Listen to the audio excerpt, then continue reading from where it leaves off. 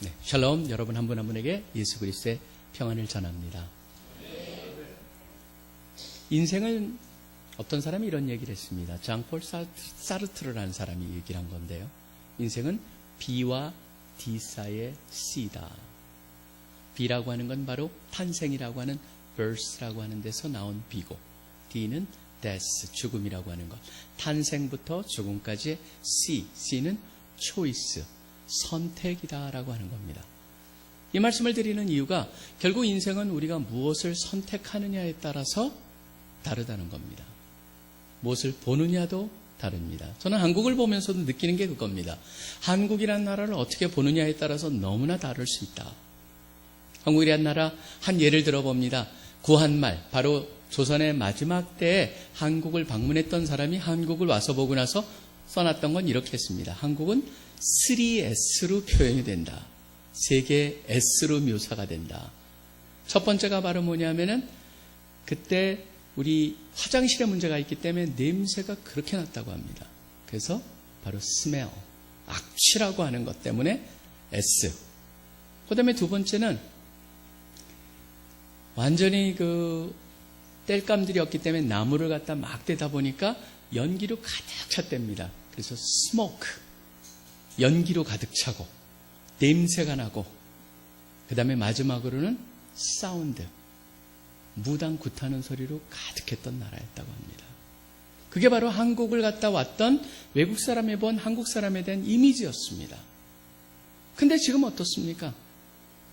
저는 한국을 보면서 참 느낀 거는 뭔가 특별한 일이 일어났었다. 어떤 사람은 말합니다. 지금도 여전히 그래 부정적으로, 우리도 그렇게 부정적으로 보는 사람들이 있습니다. 어떤 사람들은 뭐라 그러냐면은 한국을 봐라. 지금 중국과 일본이란 곳에 샌드위치가 돼 있다. 역사를 봐라.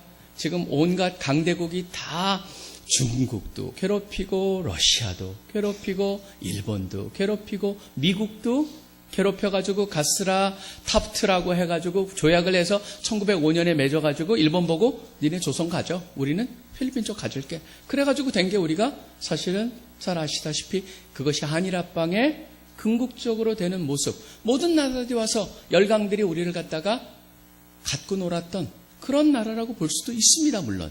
그렇지만 여러분이 한번 그렇게 보지 말고 따르게 한번 봐보시길 바랍니다. 그런 나라였는데, 3S의 나라였는데 지금 어떻게 됐습니까? 저는 한국이라는 나라를 보면서도 참 대단한 나라라고 느꼈던 게 전 세계 사람들을 말춤을 추게 하더니, 지금은 저는 제가 다른 나라를 다녀보면 요새 와서 여러분 무슨 일이 일어난 줄 아십니까? 한글을 배우려고 난리가 났습니다.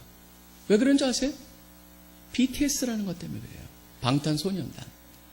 방탄소년단의 그 가사 따라 하려고, 가사가 담고 있는 의미가 무엇이냐 때문에 지금 한국어를 배우려고 하는 애들이 태국을 가보면은 엄청나고, 베트남도 그렇고 남미도 그렇고 유럽까지 미국까지 지금 계속적으로 한국어를 배우겠다는 사람들이 올라가고 있습니다. 그런 걸 한번 보기를 원하고, 또 어떤 사람이 이렇게 얘기합니다. 물론 열강들이 우리나라를 갖다 힘들게 했었다, 그렇게 볼 수도 있지만 백이치안이라는 사람은 이렇게 보자라고 합니다. 왜 그 막강한 열강들이 우리나라에 관심이 많았겠느냐? 한번 지도를 펴놓고 봐라. 한반도를 봐라. 한반도를 보면은 일본 열도의 심장을 겨누고 있는 비수같이 생긴 게 바로 한반도다. 일본한테 늘 부담스러운 존재였다. 중국은 왜 그러냐? 중국이란 대륙의 머리통을 치고 있는 망치같이 생겼기 때문에 그렇다. 그러니까 중국이 우리를 늘 부담스러워한다. 러시아는 왜 그러냐? 바로 태평양 진출을 향해서 그걸 막고 있는 수각같이 생겼다. 어떤 사람은 미국은 왜 그러냐? 미국은 태평양과 바로 일본의 미군 전략을 갖다가 그거에 방아쇠같이 생겼기 때문이다. 바로 그만큼 전략적이다라고 하는 것이죠. 그러고 보자면은 또 뭐가 있냐면은 한국이라는 게 나만이 굉장히 작은 것 같죠? 여러분, 아무리 적은 것 같아도 우리나라 인구가요, 여기에 있어서 그렇죠. 유럽에 딱 있으면은 EU에 들어가면 5번째로 큰 나라입니다. 그런 걸 따지고 본다면은 우리가 결국은 어떻게 보느냐라고 하는 것이죠. 우리는 어려서부터 계속적으로 뭘 하고 자라나냐 하면 비교를 통해서 자라납니다. 제가 어제 잠깐 얘기했다시피 스카이캐슬 잠깐 언급을 했는데요. 그거 왜 그러냐면 거기서도 나온 게 철저히 뭡니까? 비교. 남을 죽이고 내가 올라가야 된다. 그 다음에 계속적으로 비교를 통해서 우리나라는 국영수라고 하는 걸로 사람을 비교합니다. 제가 그래서 학생들한테 그런 얘기를 합니다. 맞다. 우리의 구조 자체가 비교하면서 자라고 사람들을 국영수로 비교한다. 근데 자세히 들여다봐라. 사실은 어느 때까지는 어쩔 수 없이 비교를 하지만 조금만 지나봐라. 이제는 비교라는 게 아무 의미가 없어진다. 왜 그러냐면 한 사람 한 사람이 너무나 독특하다. 그렇기 때문에 비교할 필요가 없다라고 하는 걸 한참 돼가지고 느끼게 되는데 안타까운 것은 그 전까지 비교를 통해서 너무나 우리가 좌절하게 된다라고 하는 겁니다. 저는 오히려 오늘 말씀을 보면서 오늘은 참 특별한 사람이 나옵니다. 바로 뭐냐면 우리같이 가끔가다 우리 한국을 비교했을 때 일본과 중국 사이에 샌드위치돼 있다. 어떤 사람 말합니다. 우리가 어떻게 일본을 대적하고 어떻게 그 중국을 맞서느냐. 마치 그건 골리앗과 다윗의 싸움이다라고 하는데 바로 우리를 갖다 다윗에 그래도 비교하니까 다행입니다.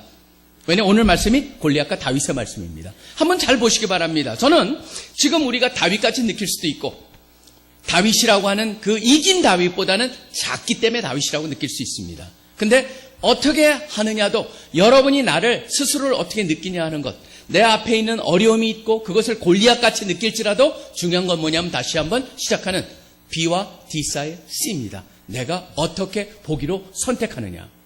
그거에 따라서 달라지는 것. 어떻게 보기로, 어떻게 생각하기로, 어떻게 내가 매사를 분석하기로 결정하느냐에 따라서 모든 것이 결과가 달라진다는 것을 오늘 말씀을 통해서 볼 수가 있습니다. 오늘 말씀을 보겠습니다. 자, 사무엘상 17장을 한번 전체적으로 봅니다. 저는 이 말씀이 볼 때마다 힘이 나는 말씀입니다. 왜냐하면 다윗과 골리앗은요, 성경 모르는 사람들도 알고 있습니다. 심지어 어떤 사람은 이걸 가지고 책 제목을 갖다가 그냥 세상 책인데 다윗과 골리앗이라고 책을 냈을 정도입니다. 유명한 사건이죠. 근데 너무 유명하면은 문제가 뭐냐면요. 우린 대강 넘어갑니다. 자세히 보질 않습니다. 여기 저자는요. 절묘하게 우리로 하여금 여기에 의도들을 담아가지고 전달을 하고 있습니다. 자, 17장으로 가보시기 바랍니다. 지금 보시면은 특별히 블레셋 사람하고 이스라엘 사람이 지금 골짜기를 하나 놓고 대적을 하고 있다라고 딱 되어 있습니다. 17장 3절에 나와 있습니다. 블레셋 사람은 이쪽 산에 섰고 2절에 보면 그 골짜기 이름이 엘라 골짜기라고 나와 있고 엘라 골짜기 한쪽 편에는 블레셋 사람이 섰고 이스라엘 사람들은 저쪽에 서 있습니다. 그 사이에 골짜기가 있었는데 바로 2절에 나와 있듯이 그게 엘라 골짜기를 사이에 두고 서 있습니다. 지금 과거 같으면은 그 평지로 골짜기의 상대방에 있던 팀들이 와서 와 하고 나와서 싸울 겁니다. 근데 상황이 완전히 예상치 않은 것이 진행이 됩니다. 뭐냐면 4절에 블레셋 사람들의 진영에서 싸움을 도두는 자가 나옵니다. 그 사람 이름을 골리앗이라고 소개하고 있고 가드 사람이라고 되어 있습니다. 그 다음에 저자는 얼마나 열심히 자세하게 이 골리앗이라는 사람을 설명하는지를 보실 필요가 있습니다. 첫째, 그의 키는 6규빗 한 뼘이라고 되어 있습니다. 엄청나게 큰 키입니다. 얼마냐면 3m 정도 됩니다. 그렇기 때문에 여기서 나온 사람들이 어떻게 사람이 3m가 돼? 등뼈가 받쳐줄 수 있어? 기린도 아닌데? 그래도 어떤 사람은 이걸 살짝 고치기도 했습니다. 사실은 이것저것에 보면 3m를 줄이기도 했습니다. 어떤 사본에 보면은. 근데 거기도 얼마냐면 2m 20 정도는 최소한 됩니다. 그러니까 키가 크다라고 되어 있습니다. 우린 키가 크니까 단순히 키가 크다. 뻗정. 그게 아닙니다. 그 다음에 5절을 보면은 이 사람은 단순히 키가 큰 사람이 아니란 걸 얘기합니다. 이렇게 얘기합니다. 머리에는 노투구를 썼습니다. 머리도 철저히 보호가 되어 있습니다. 몸에는 비늘 갑옷을 입었는데 자세하게 친절하게 갑옷의 무게가 놋 5,000세겔이라고 말하고 있습니다. 놋 5,000세겔이 뭐냐면 여기에 계시는 우리 여성 성도님, 우리 자매님 몸무게 정도 됩니다. 57kg입니다.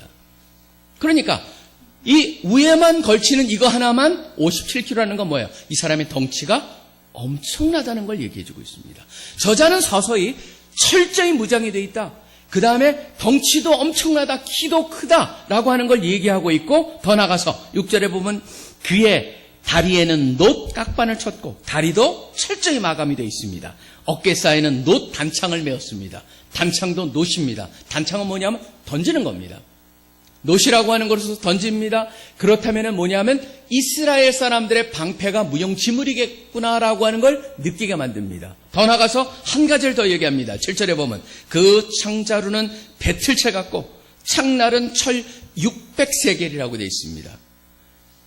배틀체 같은데 그 앞에 날의 무게만 얼마냐면 거의 7kg가 됩니다. 그것도 철로 돼 있습니다. 이 사람들이 철기 무기로 제일 먼저 사용했던 사람들이라는 것을 블레스 사람들이 알려져 있고 그게 그 무게입니다. 그걸 갖다가 마치 지휘봉 흔드듯이 나타나가지고 지금 흔들면서 나타납니다. 그러고 나서 뭐라 그러냐면은 외쳐 얘기를 합니다. 뭐라 그러냐면 9절에 보면 한 사람 나와서 나랑 싸우자. 나를 죽이면 우리가 너희 종이 되겠고 만일 내가 이겨 그를 죽이면 너희가 우리의 종이 되어 우리를 섬길 것이니라. 그때 11절에 어떻게 반응이 나옵니까? 처음에 1막의 요약이 나옵니다. 그 요약이 뭐냐면 사울과 온 이스라엘이 블레셋 사람의 이 말을 듣고 놀라 크게 두려워하니라. 여러분 보시면은 여기에 보면서 우리가 골리앗이라는 사람의 덩치와 그 사람이 준비한 무기와 그 사람의 철저한 방비를 보면서 느끼는 게 그런 사람하고 1대1로 싸워? 난 못해? 그 분위기를 만들어 놓고 있어요. 근데 특이한 게 있습니다. 이스라엘 사람들이 다 두려워하는 건 당연합니다. 근데 뭔가 우리가 의문을 갖게 만드는 거는 사무엘상이 지금까지 어떻게 전개되어 왔느냐라고 하는 겁니다. 뭐냐면 여기에 사울도 두려워했다는 겁니다. 여러분 보시면은 사울은요, 여러분이 사무엘상을 읽어보시면은 잠깐 한번 보시죠. 9장 가보시면요. 9장을 사울을 얘기하는데 사울왕은 어떤 사람이었습니까? 9장 2절에 사울도 만만치 않게 덩치가 큰 사람이라고 소개를 하고 있습니다. 9장 2절에 보면 이렇게 얘기합니다. 기스에게 아들이 있으니 그의 이름은 사울이라. 준수한 소년이라. 이스라엘 자손 중에 그보다 더 준수한 자가 없고 뭐라고 되어 있습니까? 키는 모든 백성보다 어깨 위만큼 더 컸더라. 사울도 덩치가 큰 사람입니다. 여러분 근데 그게 중요한 게 아닙니다. 더 중요한 게 있습니다. 14장 47절을 보시기 바랍니다. 굉장히 특이한 요약이 나옵니다. 사울이 왕위에 있으면서 전쟁을 합니다.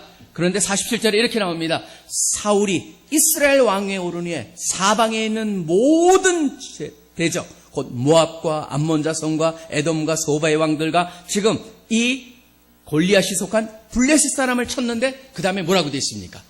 향하는 곳마다 이겼다라고 되어 있습니다. 여러분 보시면 이상하지 않습니까? 한 번도 지지 않았어요. 사울도 덩치가 커요. 그런데 자기보다 덩치 큰 사람이 나타나니까 두려워해졌어요. 우리가 질문을 왜 그랬을까?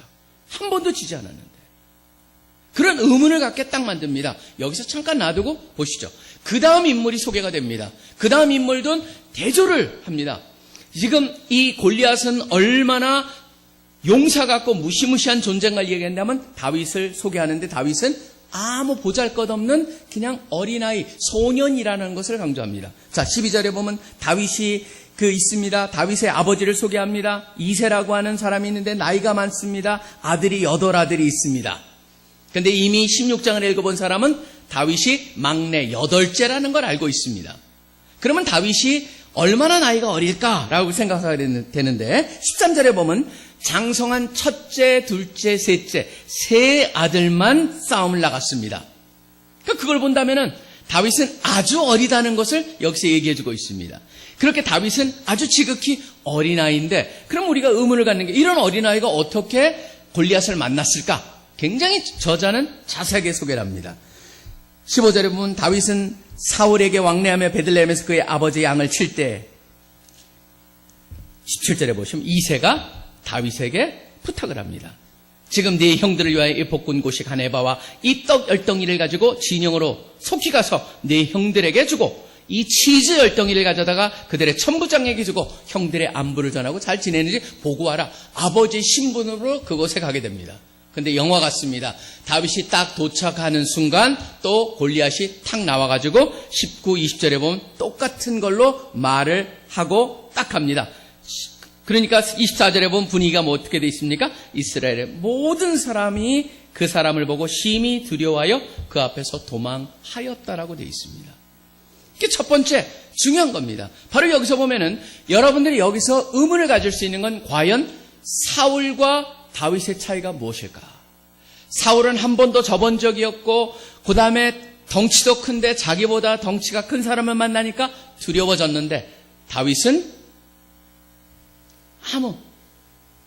어린아이 소년이었는데 지금 17장 전체를 통해서 전혀 두려워하지 않는 이유는 무엇일까? 여러분 답이 어디 나오는지 아십니까? 16장에 나옵니다. 이미. 그냥 쓱 지나갈 수가 있지만 바로 이것이 이유였습니다. 13절하고 14절입니다.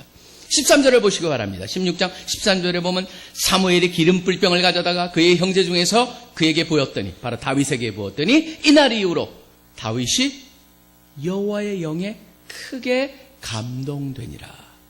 성령이 임하셨다는 거죠. 14절에 보면은 거꾸로입니다. 여호와의 영이 사울에게서 어떻게 되어 있습니까? 떠났다라고 되어 있습니다. 차이가 있다면 바로 뭐냐면은 여호와의 영, 바로 성령이 함께 하느냐 하지 않느냐의 그 차이가 두려움과 두려움을 갖지 않는 것의 차이. 자, 그렇다면 여러분, 이거는 성경에서, 성경 전체에서 우리 하나님의 백성들한테 하시는 말씀 중에 두려워하지 말라가 나옵니다. 여러분, 두려워하지 말라는 게 왜 그리 중요한지 아십니까? 생물학적으로 보면은 저는 뇌에 대한 책을 많이 읽습니다. 근데 뇌에 대한 책을 읽다 보니까 참 신기한 걸 하나 발견했습니다. 우리는 보면은 깜짝 놀라거나 겁을 먹으면은 뭐라고 합니까? 어디가 콩알만해진다고 그래요? 간이요. 간은 끄떡없습니다, 여러분. 아무리 여러분이 놀래도요, 간이 전혀 콩알만해지지 않습니다. 근데 두려움에 빠지면은 여러분의 어느 부분이 쪼그라듭니다. 어딘지 아십니까? 아니요. 뇌 안에 있는 해마라고 하는 부분이 쪼그라듭니다. 여러분, 해마라는 부분이 바로 어느 부분이냐면은 나중에 치매가 걸린 분들이 그게 쪼그라드는 겁니다. 바로 그 부분이 약해집니다. 해마는 우리의 과거의 경험을 생각하게 하고 우리가 가지고 있는 모든 지식을 연결시켜주는 역할을 합니다. 신기한 건 뭐냐면 두려움을 갖는 순간 그게 작동이 멈춰집니다. 작동이 멈춰지고 옆에 비슷하게 생긴 게 편도체라는 게 있습니다.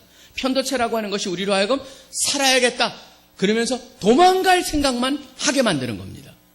참 저는 이걸 보면서 하나님께서 우리와 하여금 계속적으로 얘기하시는 게 두려워하지 말라, 두려워하지 말라, 두려워하지 말라 그러고 뒤에 나오는 게 뭡니까? 내가 너랑 함께 한다라는 말씀을 해줍니다. 그게 함께 한다는 것이 무엇일까? 저는 한번 그걸 갖고 우리한테 적용을 해봅니다. 자, 보십시오. 여러분, 성령님이 여러분하고 함께 하십니까? 안 하십니까? 함께 하시죠. 여러분 예수 그리스도를 믿으셨다면은 성령님께서 여러분의 마음에, 여러분의 삶에 간섭하고 계시고 인도하고 계시고 역사하고 계십니다. 믿으십니까, 여러분? 중요한 건 그런데 바로 다음 질문입니다. 왜 우리가 그거를 24시간 항상 느끼고 살지 못할까라는 질문입니다. 저도 그것에 대한 의문을 많이 갖고 있었고 질문을 많이 받습니다. 목사님, 왜 저는 하나님의 함께 하심을 느끼지 못해요? 왜 자꾸 잊어버릴까요? 하버드 대학에서 실험을 하나 했습니다. 하버드 심리학과 교수인 크리스토퍼 차블리스라는 교수랑 다니엘 사이먼스라는 교수가 실험을 합니다. 어떤 실험을 하냐면 이런 실험을 합니다. 하버드 대학생 한쪽을 갖다가 하얀 유니폼을 입히고 한쪽에는 검은 유니폼을 입혀가지고 농구공을 패스를 합니다. 그걸 찍습니다. 찍어가지고 나중에 편집을 합니다. 90초 정도로 편집을 했습니다. 근데 거기에 9초 정도 여학생 하나가 고릴라 복장을 하고 나와가지고 손도 흔들고 가슴도 치면서 지나가는 장면이 나옵니다. 그 뒤에는 계속적으로 볼을 갖다가 서로 패스하는 겁니다. 그걸 찍어가지고 사람들한테 보여줬습니다.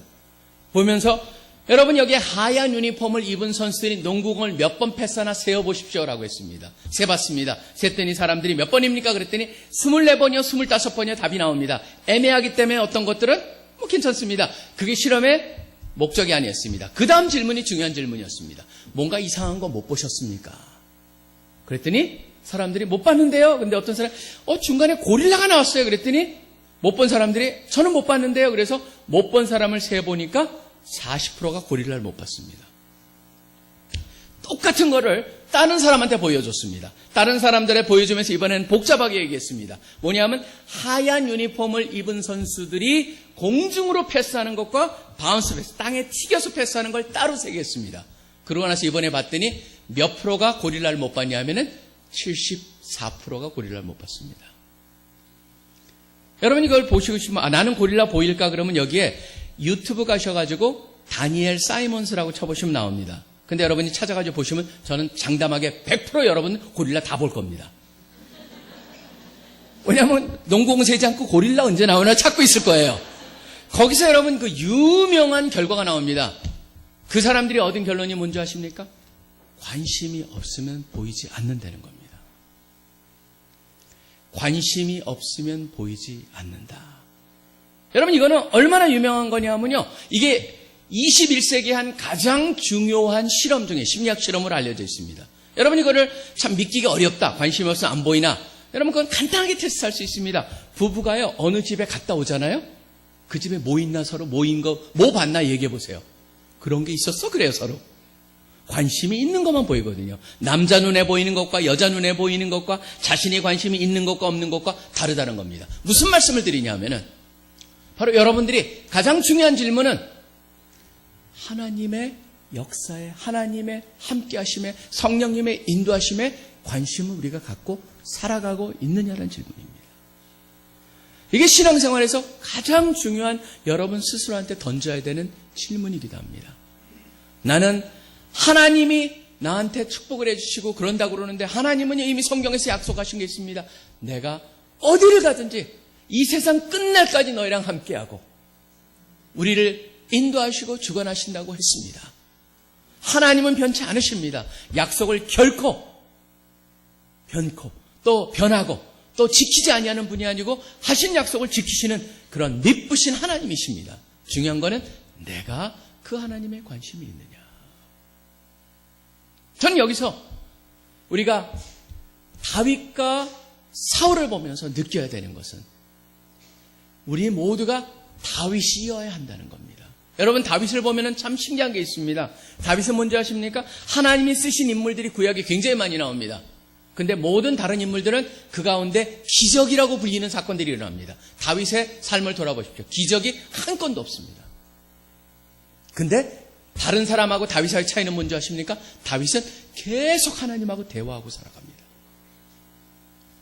다윗은 자기가 어려울 때 하나님한테 기도를 합니다.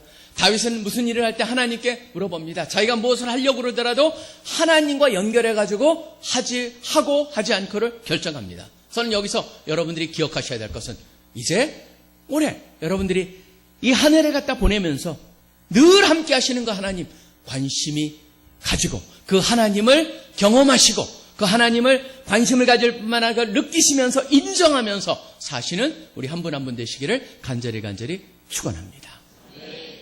두 번째로 넘어가 봅니다. 두 번째 보시면은 17장에서 이제 사람들이 두려워합니다. 그러고 나니까 다윗은 계속적으로 사람들하고 얘기를 합니다. 그러한 다윗을 보면서 사람들이 빠지기 쉬운 두 번째, 이것도 여러분 선택입니다. 뭔지 아십니까? 나는 편견을 가지고 매사를 보기로 결정했다, 아니다. 내가 편견을 뛰어넘겠다, 아니면 편견 안에 사로잡혀 살겠다. 이것도 결정입니다. 근데 대부분 사람들이 어떻게 합니까? 편견과 선입견에 사로잡혀서 사는 것을 결정한다는 겁니다. 우리가 아무 생각 없이 살게 되면 자연스럽게 그 결과가 나타납니다. 보십시오. 이제 첫 번째 인물을 보게 됩니다. 편견에 빠진 첫 번째 인물은 28절에 나옵니다. 바로 다윗의 가장 큰 형입니다. 엘리압이라고 하는, 여러분이 16장을 보셨다면 알 수 있는 사람입니다. 사무엘이 딱 2세의 아들을 보면서 저 사람이야. 다음에 이스라엘 왕을 하나님이 세우신다면 저 사람일 것이다 라고 지명한 사람이 바로 엘리압이라는 사람이었습니다. 겉으로 보면은 멋지게 생긴 사람이었습니다. 엘리압을 보면서 하신 말씀이 나는 외모를 보지 않고 중심을 본다라고 하는 것. 그러니까 외모는 굉장히 오빠 부대를 끌고 다닐 사람이다.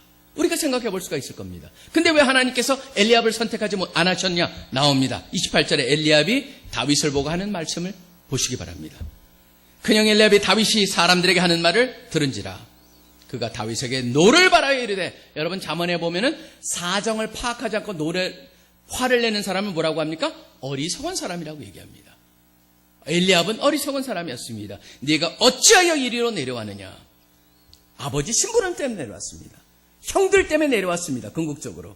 그 다음에 들에 있는 양들을 누구에게 맡겼느냐? 여러분 재미있는 것은 바로 20절에 보시면 다윗이 아침 일찍 자기가 키우던 양을 다른 목자에게 맡겼다는 얘기를 친절하게 저자가 얘기하고 있습니다.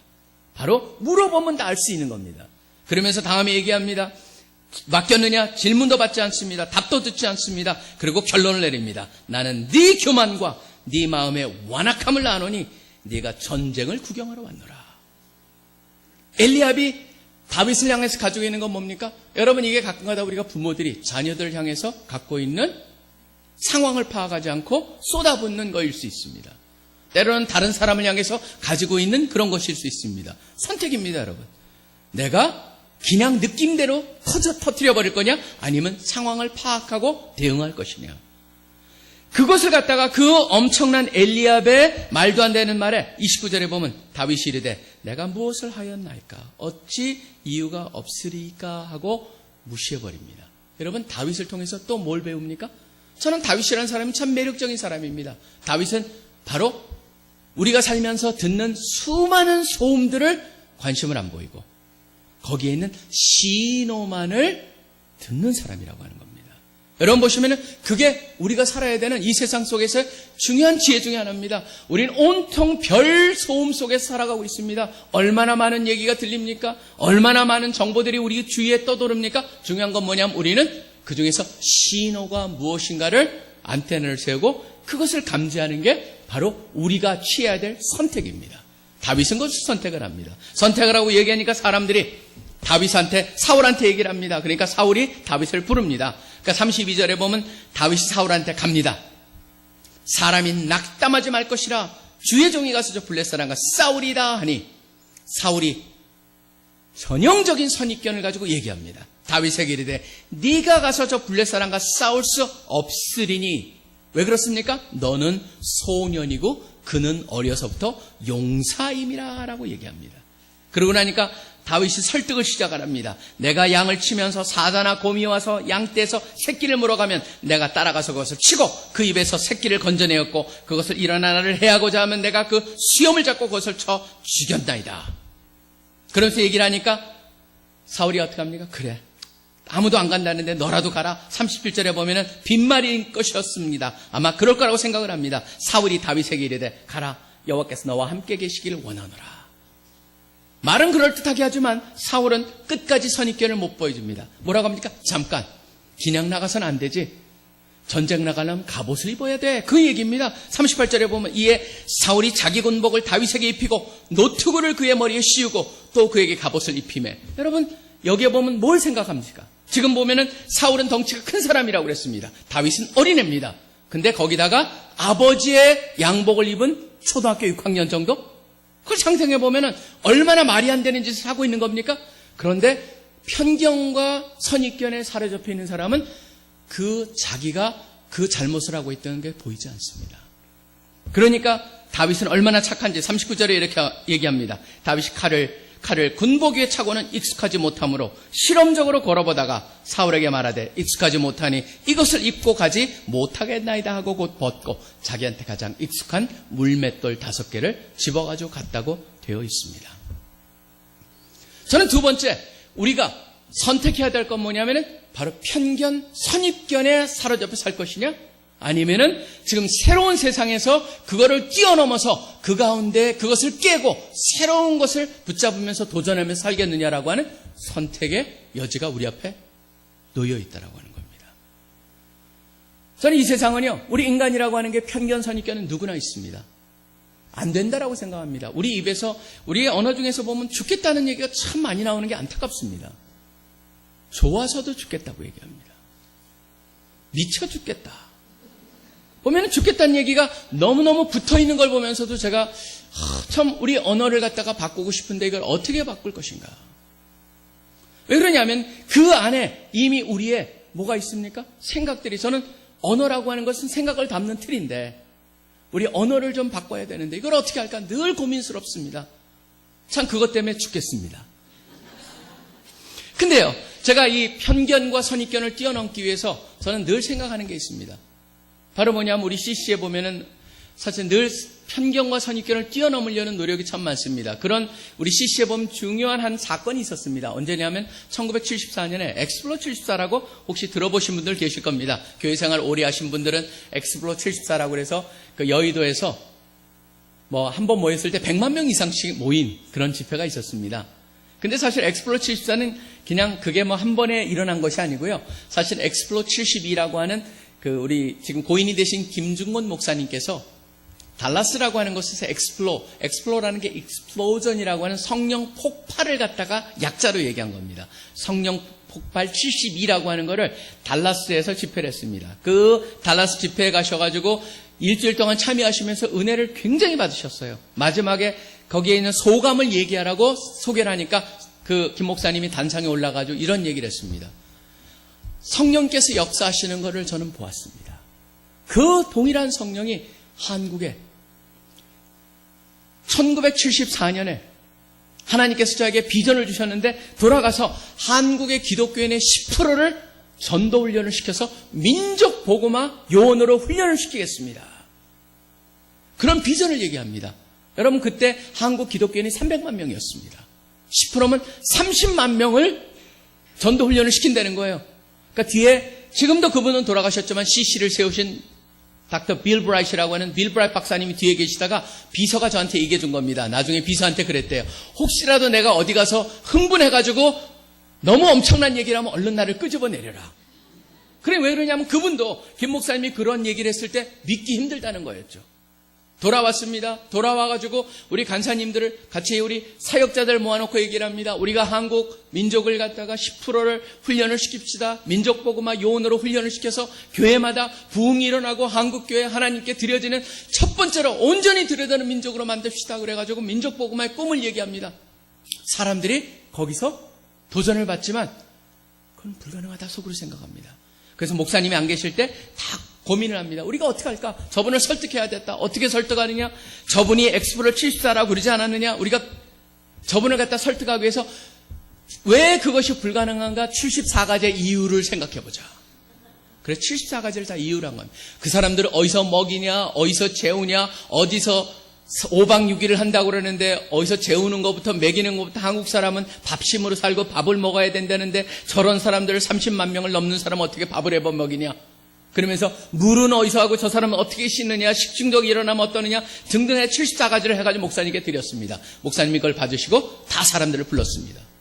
부르고 나서 하나하나씩 읽어가십니다. 읽고 나서 맞습니다. 여러분 생각이 맞습니다. 두 번째도 읽어가고 74가지를 다 읽어가면서 맞습니다, 맞습니다, 맞습니다를 다 인정했습니다. 근데 여러분 한 가지만 물어봅시다. 하나님이 이 일을 하면은 기뻐하실까요? 기뻐하시지 않을까요? 거기에 대해서 아무 말도 못해요. 기뻐하시겠죠. 하나님이 기뻐하신다면은 하나님께서 우리를 통해서 일을 하실 수 있을까요? 없을까요? 그것도 못한다 그러면 믿음의 문제잖아요. 한다라고 결정을 할 수 있습니다. 그러니까 그렇습니다. 할 수 있습니다. 우리가 믿음 안에서 해봅시다. 해가지고 그 갖고 있는 선입견과 편견을 뒤집어 버렸습니다. 무슨 일을 하는 줄 아십니까? 어디서 재우느냐? 그랬더니 그 다음에 군대를 접촉해 보니까 군대에 쓰지 않는 그냥 놔둔 텐트들이 군대 텐트들이 많은 거예요. 군용 텐트를 빌려올 수가 있었습니다. 밥을 어떻게 먹이느냐? 알아보니까 사람들이 연구를 했습니다. 한 번 밥을 하면 솥단지로 한 번 밥할 때마다 3,500명을 먹일 수 있는 솥단지도 만들어 봅니다. 그다음 궁극적으로 어떻게 하는 줄 아십니까? 스팀으로 밥을 하는 거를 개발을 합니다. 스팀으로 밥을 해가지고 정확히 32만 3,419명을 5박 6일 동안 그걸로 밥을 해먹입니다. 역사상 인류 역사상 그렇게 밥을 많이 해가지고 먹여본 적이 거기밖에 없습니다. 그런 역사가 일어납니다. 그러고 나서 어디서 어떻게 씻느냐? 눈을 뜨고 보니까요. 할 수 있다라고 보니까 어떤 일을 한 줄 아십니까? 여의도라고 하는 광장을 갔다 보니까 밑에 나중에 아파트를 지으려고 수도 파이프를 다 깔아놨습니다. 파이프만 찾아가지고 꽂기만 하면 물이 나오는 거였습니다. 그리고 식중독, 사람들이 식중독 때문에 걸리면 어떡하냐 그랬더니 우리 조상한테 주신 지혜가 있죠. 젓갈은 절대 식중독이 안 걸리는 거였습니다. 그래서 밥과 젓갈, 오이, 냉채 같은 걸로 해가지고 5박 6일 동안 그 엑스플로 74를 하고 나서 어떤 일을 하십니까? 여러분 보시면은 많은 교단에서 제일 교회 창립일이 많은 해가 1975년입니다. 74년 때 전도를 해가지고 그런 일이 일어난 것이죠. 80년대 중반이 됐을 때 교회는 3.9배, 경제는 9.8배가 성장을 합니다. 그게 다 엑스플로 때문이다라고 말씀드리는 건 아닙니다. 중요한 건 뭐냐면은 바로 우리가 우리의 편견에 사로잡혔을 때 모든 것이 불가능하게 보입니다. 선입견이라고 하는 것은 우리의 모든 것을 가로잡습니다. 그러다 보니까 엘빈 토플러 같은 유명한 미래학자는 이런 얘기를 했습니다. 부의 미래라는 책에서 앞으로 다가오는 세상은 우리가 살아왔던 세상하고 너무나 다를 것이다. 그렇기 때문에 지금까지 살아왔다라고 하면서 얻었다라고 하는 지혜가 앞으로 세상을 살아가는 데 있어서는 오히려 우리를 붙잡는 부채가 될 수 있다라고 하는 겁니다. 그건 바로 뭐냐? 우리가 생각을 계속적으로 바꾸지 않으면 안 되는 시대를 살고 있다. 그렇기 때문에 여러분도 혹시라도 내가 갖고 있는 편견이 있고 선입견이 있다면 안 된다라는 생각이 있다면 그것을 깨부시는 한 분 한 분 되시기를 간절히 축원합니다. 사도 바울은 여기서 사울왕은 질 거라고 생각을 했습니다. 이길 수 없다라고 생각을 했습니다. 그렇지만 다윗은 어떻게 했습니까? 물맷돌을 짚는 순간 뭐가 보입니까? 골리앗이 보입니다. 골리앗이 보였을 때 뭐가 보였을까요?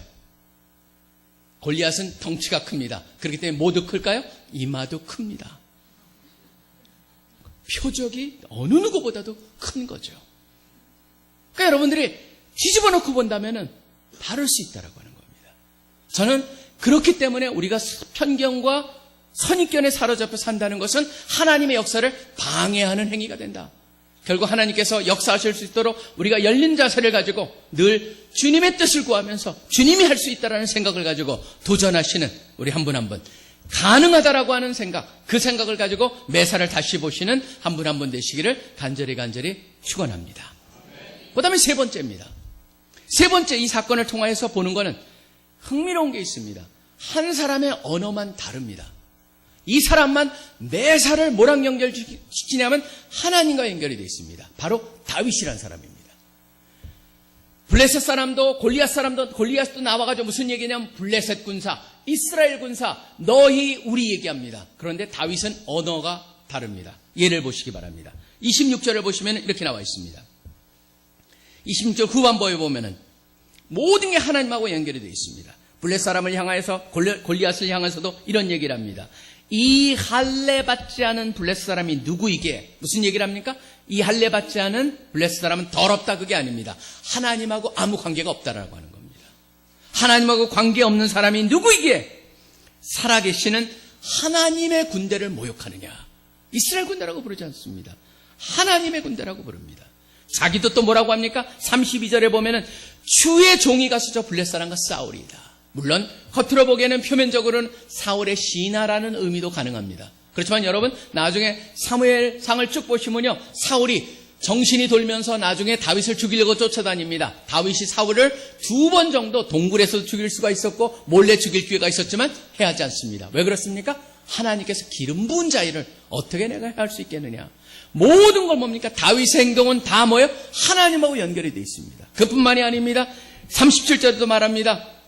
다윗이 이르되 여호와께서 나를 사자의 발톱과 곰의 발톱에서 건져내었은즉 나를 이 블레셋 사람의 손에서도 건져내리이다. 또 하나님하고 연결이 되어 있습니다. 블레셋 사람인 골리앗을 대하고도 마찬가지입니다. 오늘 봉독한 말씀 45절로 가보시면 다윗이 블레셋 사람에게 이르되 너는 칼과 창과 단창으로 내게 나아오거니와 나는 만군의 여호와의 이름 곧 네가 모욕하는 이스라엘 군대 하나님의 이름으로 내게 나아간다. 그리고 결과도 어떻게 되어 있습니까? 오늘 여호와께서 너를 내 손에 넘기시리니 내가 너를 쳐서 네 목을 베고 블레셋 군대의 시체를 오늘 공중의 새와 땅의 들짐승에게 주어 결과적으로 온 땅으로 이스라엘의 하나님이 계신 줄 알게 하겠고, 결과도 하나님하고 연결이 되어 있고, 47절에 보면 또 여호와의 구원하심이 칼과 창에 있지 아니함을 이 무리에게 알게 하리니 전쟁은 여호와께 속한 것이다. 여러분, 인생은 누구한테 속해 있습니까? 하나님께 속해 있습니다. 여러분의 인생이, 여러분의 계획이 잠언에 나온 그대로입니다. 우리가 계획을 세울지라도 그 길을 인도하시는 이는 여호와 하나님이십니다. 바로 그것을 인정하면서 사는 거죠. 매사에 그 하나님을 인정하면서 사는 것. 그렇기 때문에 다윗의 인생을 보면 한 번도 기적이 일어나지 않았지만 다윗은 한 번도 하나님을 떠난 적이 없습니다.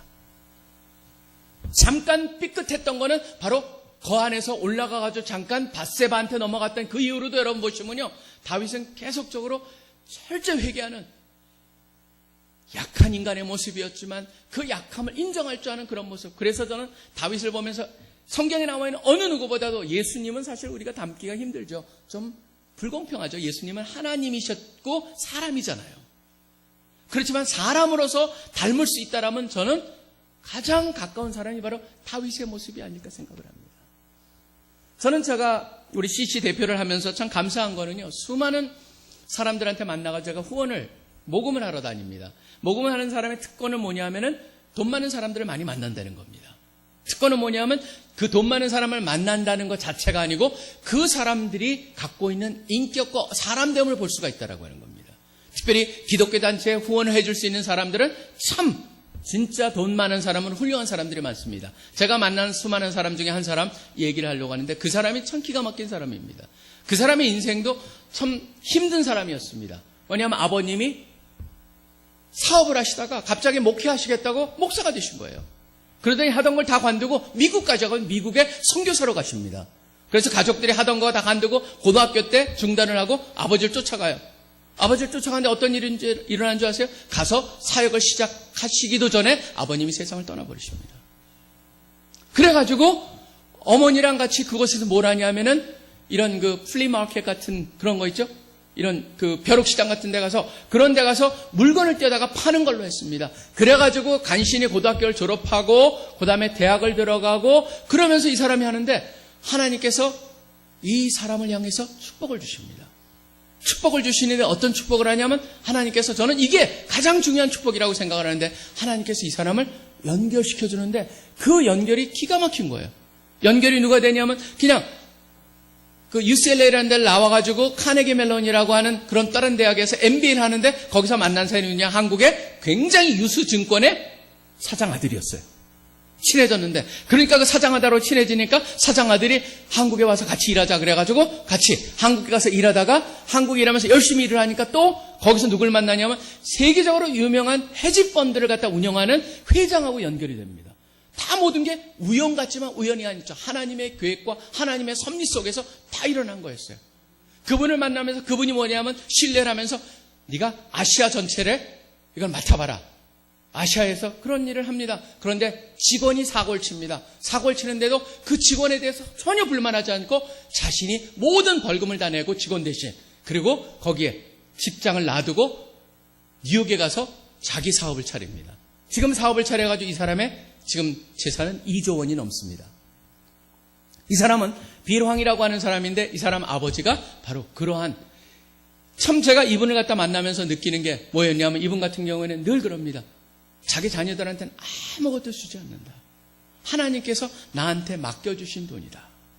맡겨주신 돈이고 투자를 합니다. 지난번에도 투자를 하는데 제가 투자를 하는 얘기를 들었습니다. 같이 만나가지고 굉장히 친하게 지내다 보니까 그분한테 요번에 제가 투자한 좋은 결과를 얻었다가 링크드인이라고 하는 유명한 이런 직장인들 아주 세계적인 직장인들의 페이스북 같은 겁니다. 서로 이제 관계하는 건데 그게 계속적으로 주가가 떨어지는데 이분은 그걸 샀어요. 사가지고 이걸 키웠는데 나중에 마이크로소프트라고 하는 회사에 팔았는데 그 팔아가지고 거기서 번 돈이 9천억 원인가 그래요. 그러니까 제가 그런 걸 들으면서 그런 생각을 했어요. 아니 그 샀을 때 계속적으로 가격이 떨어지다가 나중에 물론 이게 회복이 돼가지고 그렇게 벌었지만 그러다가 다 망하면 어떡합니까? 그랬더니 이분이 딱 그래요. 목사님 제가 투자를 할 때는 굉장히 중요한 한 가지 원리가 있습니다. 뭐냐면 제가 투자하는 회사 이 사람들이 하는 게 하나님이 기뻐하시는 사업인가? 그거를 질문합니다. 그 다음에 두 번째 물론 그러다가도 그 판단이 잘못돼서 다 돈을 잃어버릴 수 있죠. 그렇지만 중요한 게 있습니다. 뭐냐면 나한테는 그럴지라도 예수님이 있잖아요. 그리고 제가 그러면은 사업을 하는데 제가 어떻게 하다가 그런 생각을 갖게 됐습니까? 그랬더니 이분이 얘기를 합니다. 자기는 사업을 하고 그 다음에 투자를 하는 사람이니까 돈이 무지무지 중요하다는 거예요. 돈이 중요한데 자꾸 교회 가보면 뭐라고 그러냐면 돈을 계속 돈이 중요하지 않다 끌어내려라. 돈의 중요함을 자꾸 낮춰라 그러는데 이분이 아니 돈을 중요하지 않는 사람이 어떻게 돈을 버냐. 그리고 고민하고 있는데 어느 날 하나님께서 딱 아이디어를 주시더래요. 돈을 위치를 내리지 말고 하나님의 위치를 높여라. 그래서 돈이 중요하지만 하나님이 더 중요하다는 걸 아는 순간부터 세상을 보는 눈이 완전히 바뀌었다는 거예요. 제가 그분을 보면서 늘 느끼는 게 바로 저런 삶이다. 우리가 세상 사람들은 이렇다 저렇다 얘기하는 게 아니고 더 중요한 건 바로 뭐냐면 여러분이 하시는 일 속에서 내가 혹시라도 선입견 편견일 수 있는 것을 깰 수 있는 것이 무엇일까? 성경 안에는 그런 지혜의 보고입니다. 성경은 가득합니다. 이것이 찾을 수 있습니다. 하나님이 함께 하실 때 다르게 보일 수 있고 찾을 수가 있다라고 하는 것이죠. 우리의 삶은 뭡니까? 계속적으로 변화하는 겁니다. 저는 오늘 다윗과 골리앗을 통해서도 분명히 보여지는 건 뭐냐면 다윗은 달랐습니다. 왜 달랐느냐? 하나님이 함께 하셨습니다. 근데 중요한 건 하나님이 함께 하신 걸 알았고 그 눈으로 매사를 보았고 그 모든 것을 그 하나님과 연결해서 판단했고 생각했고 하는 그것이 바로 달랐다라고 하는 겁니다. 그걸 통해서 뭐합니까? 성장을 합니다. 질문은 바로 이거죠. 우리가 하나님이 함께 하신다면 우리도 동일한 일이 일어날 수 있다고 믿느냐라고 하는 겁니다. 여러분, 일어날 수 있습니다. 근데 일어나기 위해서 꼭 해야 되는 게 있습니다. 제가 지난번에 한번 다큐멘터리를 하나 봤습니다. 제가 좋아하는 음식의 재료입니다.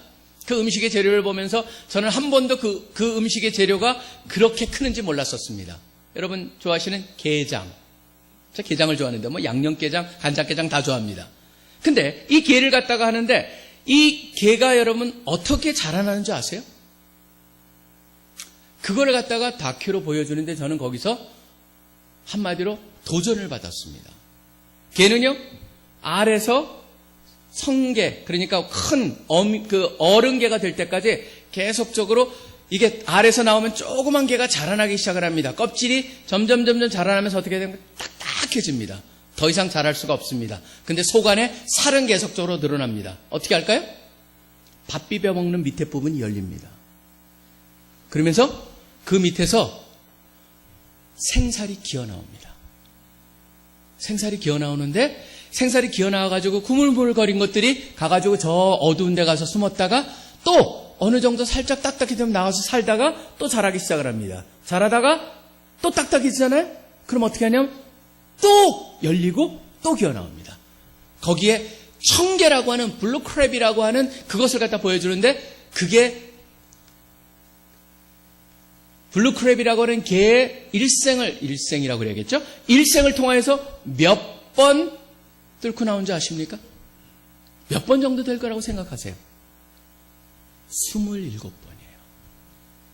근데 여러분 그게 27번 어머 나올 수 있지. 근데 생각해 보십시오. 왜냐하면 매번 뚫고 나올 때가 뭡니까? 개한테는 목숨 걸고 나오는 겁니다. 왜냐하면 그때가 뭐예요? 개를 잡아먹는 애들한테는 완전히 최고의 시간입니다. 껍데기 없이 먹을 수 있잖아요. 사람들도 그때 잡아요. 그래가지고 튀기는 게 뭡니까? 소프트 크랩이라고 하는 겁니다. 여러분 보시면은 게를 갖다가 그대로 튀겨가지고 껍데기 다 먹는 게 바로 나온 지 얼마 안 된 애들 잡은 거예요. 그거 우리 인간도 다 잡았습니다. 그거를. 우리 인간만 잡습니까? 모든 천적이 다 그걸 잡습니다. 그렇기 때문에 개가 그걸 열고 나오는 거는 목숨 걸고 나오는 게 27번을 목숨을 걸고 나온다는 거죠. 근데 거기서 이런 커멘트가 나왔었습니다. 만약 이 개가 껍질을 벌리고 나오지 못할 때는 그 껍질이 그 개의 무덤이 됩니다. 라고 하는 말이었습니다. 제가 그때 마음속에 딱 떠오른 게 뭐냐면 맞다. 우리가 비록 개는 아닐지라도 계속적으로 개가 껍질갈이를 하듯이 우리도 동일하게 성장을 해나가야 되고 성장 한 번 한 번이 다른 뭐냐면 개한테는 목숨 걸고 나오듯이 우리한테 뭡니까? 불편함. 익숙함을 벗어버린다라고 하는 것 자체가 우리한테는 참 힘들고 어려울 수 있다. 그렇지만 그런 과정이 없이는 결코 성장할 수 없는 게 우리의 모습이기도 하다라고 하는 겁니다. 저는 그러게 여러분에게 도전을 드립니다. 뭐냐면 성장해야 됩니다. 성장하지 않는데 뭡니까? 죽어버리는 기독교인이 될 수 있습니다. 행함이 없는 기독교인. 야고보서에 나오는 그런 기독교인의 삶이 되어버릴 수가 있다라고 하는 것이죠. 그러니까 저는 올 한 해 여러분들이 큰 거 생각하지 마십시오. 자그마한 것부터 내가 성장할 수 있는 영역이 무엇일까? 여러분 스스로가 질문해 보는 겁니다. 나의 가장 약점이 뭘고 고쳐야 되는 점이 무엇일까? 그것을 위해서 내가 어떻게 할까? 그것을 갖다 계획하면서 시작하는 거죠. 그거는요 불편합니다. 신경이 쓰입니다. 익숙함을 벗어나야 되니까. 그렇지만 익숙함을 벗어나지 않으면 성장이 될 수가 없습니다. 정 목사님께도 들었습니다. 지금 올해는 다양한 성경 공부도 준비하고 있고 다양한 훈련들도 준비하고 계시다고 들었습니다. 여러분 뭘 해야 됩니까? 참여하셔야 됩니다. 왜냐하면 그것만이 여러분의 그 익숙함과 일상적인 데서 탈피할 수 있는 유일한 방법이기 때문입니다. 그래서 여러분이 여러분 스스로를 불편한 데 넣을 수 있는 그런 선택을 할 때 여러분 뭡니까? 결국 어떤 선택을 하느냐가 어떤 인생이 만들어지느냐가 결정이 된다라고 하는 것이죠. 바른 선택을 하시고 또 그 선택을 통해서 성장하시는 또 하나님의 역사를 경험하시는 한 분 한 분 되시기를 간절히 축원합니다. 하나님이 함께 하십니다. 관심을 가지고 삽시다. 그리고 편견, 선입견이 있다면 그것도 깨어버리고 뚫고 나와야 됩니다. 그리고 모든 것을 하나님하고 연결해서 생각하시고 판단하시고 그 모든 목적이 하나님하고 연결이 됐던 걸 잊지 마시고 모든 게 하나님의 손 안에 있다라고 하는 걸 결코 잊지 마시고 어떤 상황에도 우리가 하나님 감사합니다. 하나님 나를 이것을 통하여서 어떤 일을 이루실 거를 오히려 기대합니다. 그리고 하나님께서 연결시켜 주시는 그걸 갖다 보시면서 내가 잘했다가 아니죠. 하나님께서 연결시켜 주셨구나. 하나님께서 풀어지게 하셨구나. 하나님 감사합니다. 이것을 통해서 어떻게 제가 하나님께 감사하고 영광을 드릴까요? 바로 그 눈으로 매사를 보시면서 도전하시고 성장하시고 경험하시는 우리 귀한 성도님들 한 분 한 분 되시기를 간절히 축원합니다. 우리 같이 기도하겠습니다.